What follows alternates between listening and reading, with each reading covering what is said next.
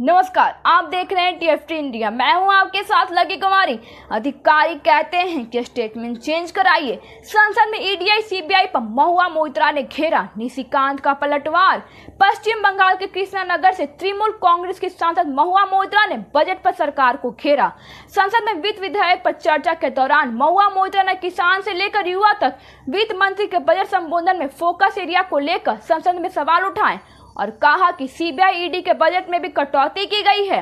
उन्होंने कहा कि ऐसा इसलिए किया गया है क्योंकि विपक्ष के खिलाफ इनके इस्तेमाल और फेक एफिडेविट दाखिल करने को चुनाव में जनता ने पसंद नहीं किया। महुआ मोइत्रा ने संसद में कहा कि सीबीआई और ईडी को पूरी तरह से अहमदाबाद के बिजनेसमैन को आउटकोर्स कोड दिया गया है जो सारी चीजें कंट्रोल कर रहा है। उन्होंने कहा कि महाराष्ट्र के पूर्व गृह मंत्री ने खुलासा किया कि किस तरह से एजेंसी में बीजेपी के नेताओं ने उन्हें फेक एफिडेविट देने के लिए धमकाया। महुआ ने कहा कि पश्चिम बंगाल के संदेश खाली केस में भी एक महिला ने वीडियो में स्वीकार किया कि बीजेपी नेताओं ने उसे फेक एफिडेविट फाइल करने के लिए फोर्स किया है। उन्होंने अपने केस का जिक्र करते हुए कहा कि 16 अक्टूबर को 2023 को मिस्टर अडानी मेरे दोस्त को अहमदाबाद में अपने ऑफिस ले गए और जान से मारने की धमकी देकर एफिडेविट फाइल करने के लिए कहा। महुआ मोइत्रा ने कहा कि वास्तव में अडानी के रिश्तेदार साइरस रॉफ ने फेक एफिडेविट फाइल किया और उनको चुप रहने के लिए फोर्स किया। उन्होंने आरोप लगाया कि आज हर मिड लेवल का अधिकारी अडानी के ऑफिस में है।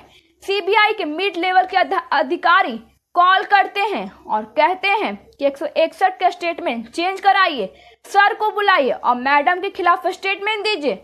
महुआ मोइत्रा ने आसान को संबोधित करते हुए कहा कि आपके माध्यम से सीबीआई के अधिकारियों से कहना चाहूंगी कि 164 का स्टेटमेंट कराइए और बाद में स्टेटमेंट चेंज करने के लिए कॉल मत करिए। उन्होंने कहा कि सीबीआई ईडी के बजट को सीधे जीरो कर दीजिए, पूरी तरह आउटकोर्स कर दीजिए। महुआ के आरोप गंभीर बताते हुए विपक्ष के एक सदस्य ने इसे प्रिविलेज कमेटी को भेजने की मांग की और कहा कि एक बिजनेस हाउस की ओर से सदन के किसी सदस्य को टॉर्चर किया जाना गंभीर मामला है।